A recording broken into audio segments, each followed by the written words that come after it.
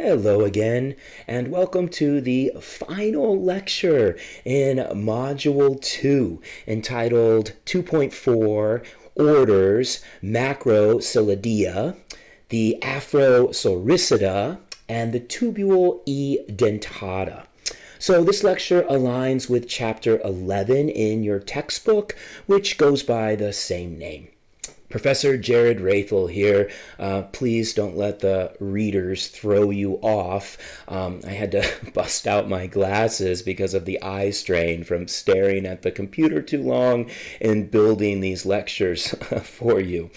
So today, we're going to take a closer look at the Macroscelidea, the elephant shrews, or the sengis, the Afrosoricida, which includes the tenrecs of Madagascar, the otter shrews, and the golden moles, pictured here.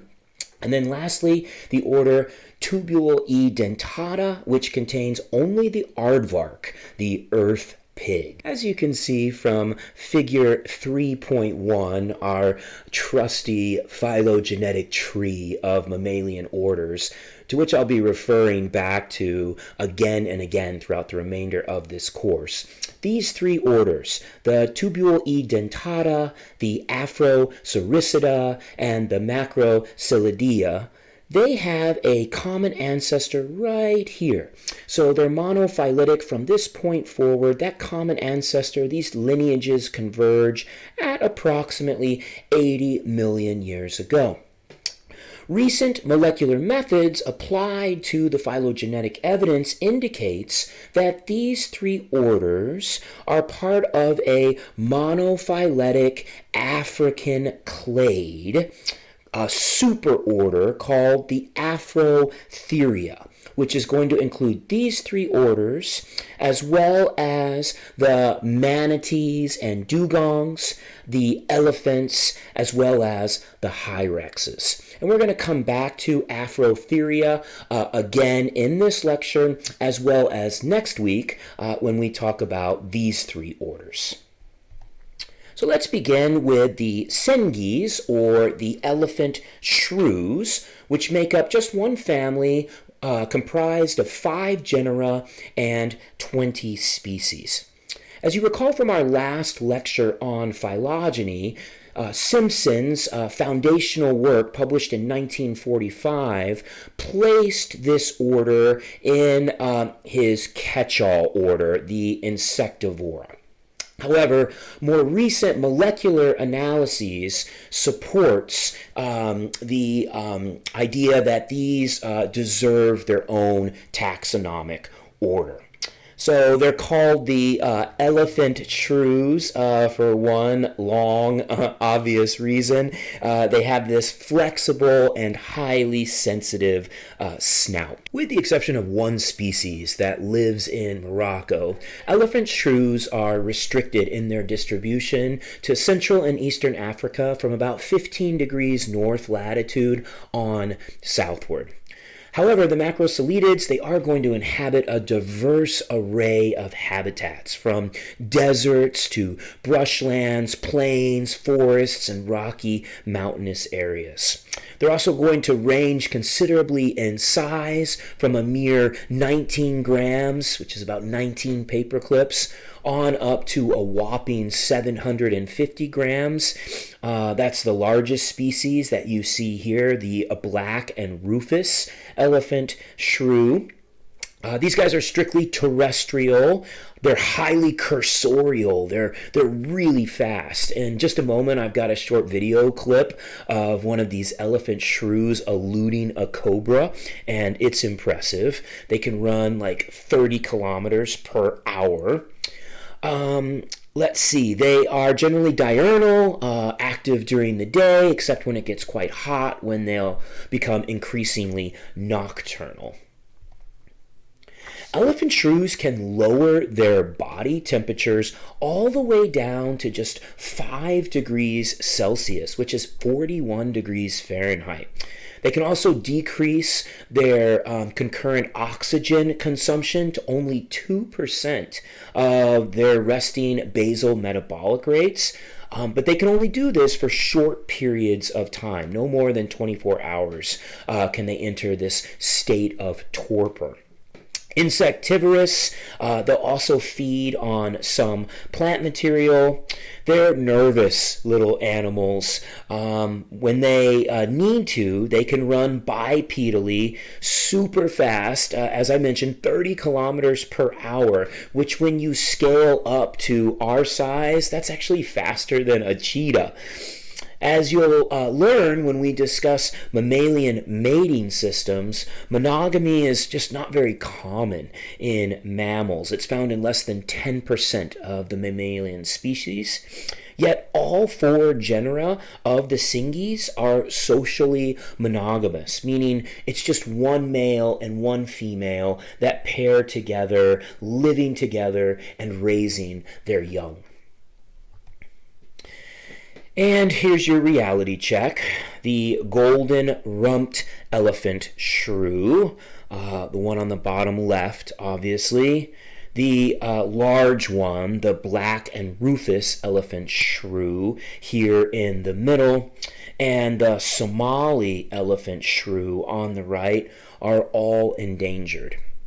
The good news is, though, that 2020 wasn't all terribly wrong. There was one silver lining to an otherwise disastrous year, and that's the Somali elephant shrew here on the right.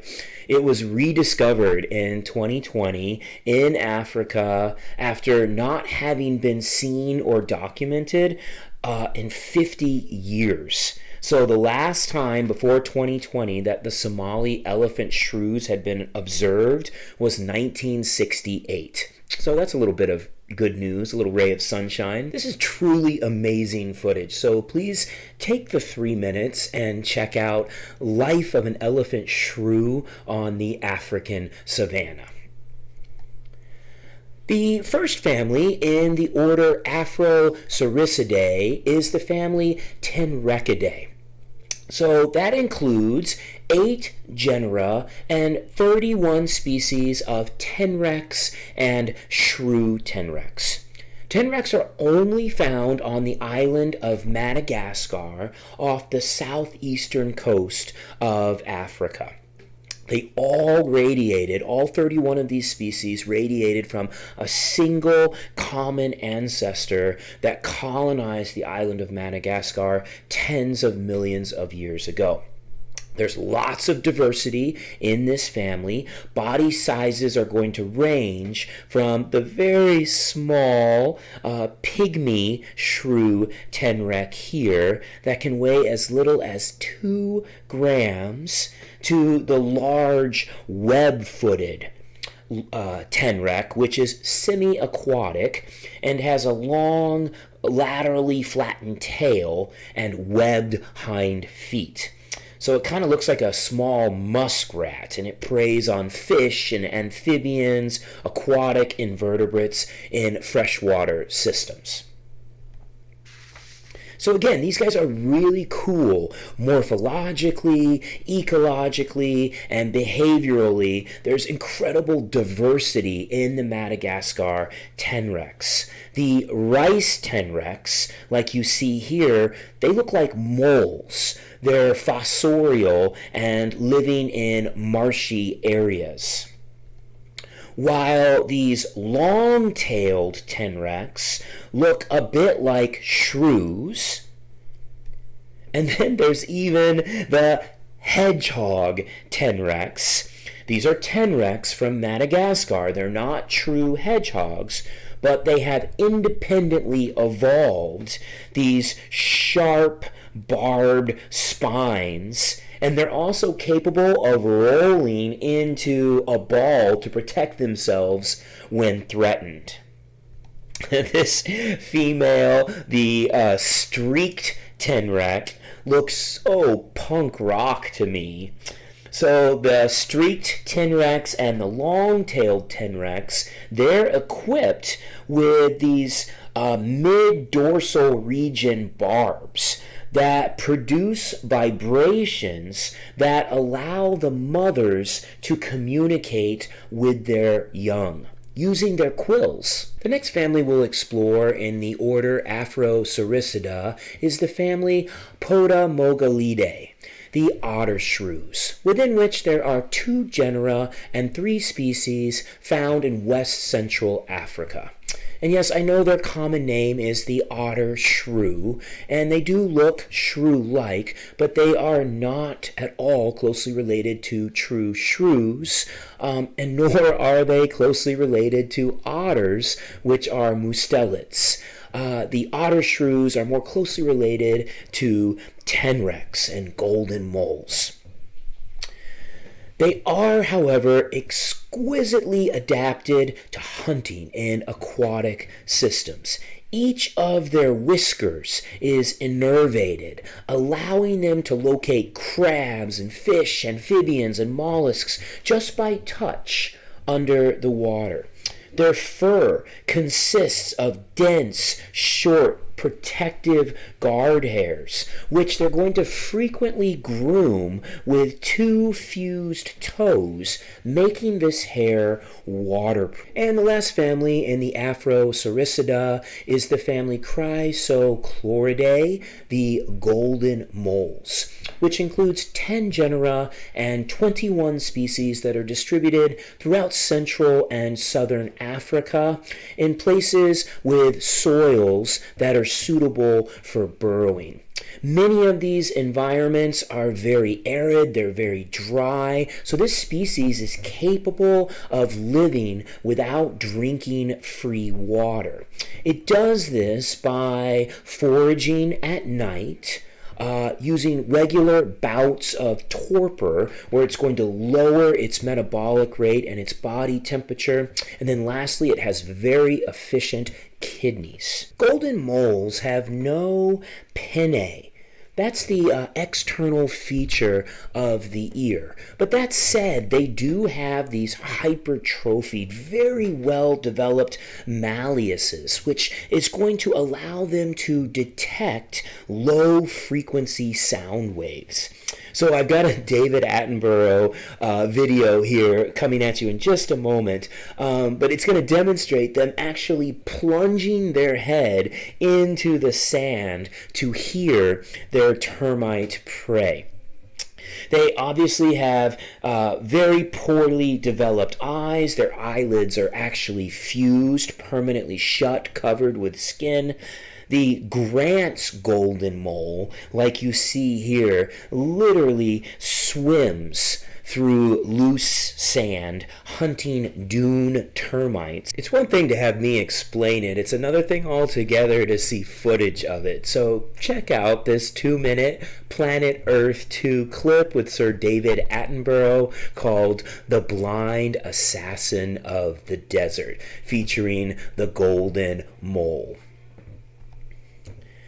So these golden moles of Africa, the Macroscelidea, are just one of many mammalian families that have evolutionarily converged on the fossorial or burrowing ecological niche. Remember, genetic mutation is random, but natural selection is not.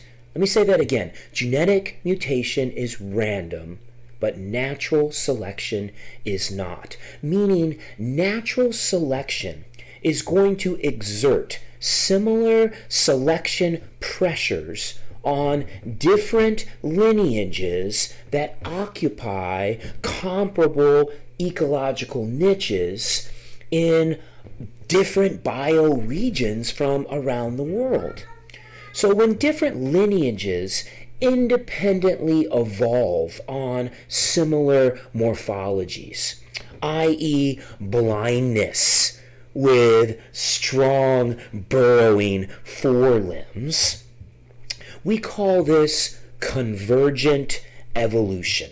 So this is a topic that we're going to return to again and again in ABS 470. And you're actually going to explore convergent evolution in your final project for this class. But again, here we have the African golden mole, which is in the family Chrysochloridae.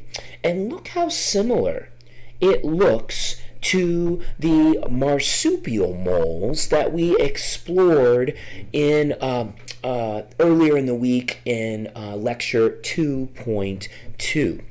Then there are the true moles up here on the left, the Talpidae, and look how similar they look to the Spalacidae, the blind mole rats found in Asia.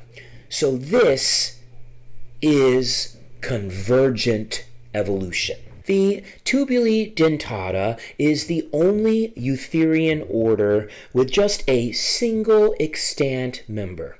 Just one family with one living species, the aardvark, or the earth pig.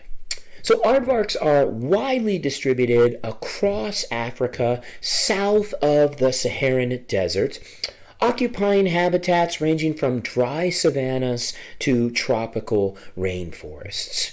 Solitary, secretive, and elusive, aardvarks feed on ant and termite mounds. They're capable of excavating up to 25 mounds per night. As mentioned at the beginning of this lecture, aardvarks are in the superorder Afrotheria, which includes the elephants, the manatees, the dugong, the hyraxes, all of which we'll cover next week, as well as the tenrecs, the golden moles, and the elephant shrews, which we can now check off our list.